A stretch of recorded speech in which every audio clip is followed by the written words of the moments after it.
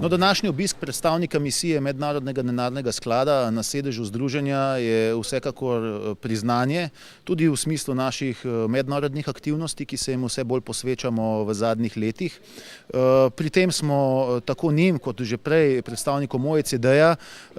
predstavili iz konkretne prakse predloge v argumentirani razpravi. Številni strokovni sodelavci združenja, člani strokovnega sveta in sveta so sodelovali v tej razpravi.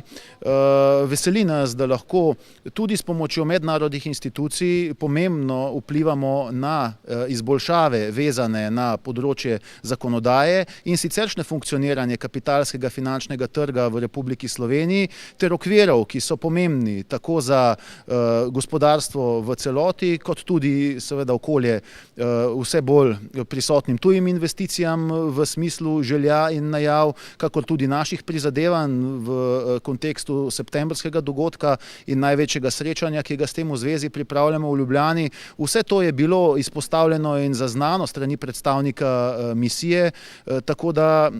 nas veseli, da so se v tem smislu odločili ob obisku Slovenije obiskati tudi sedež našega združenja.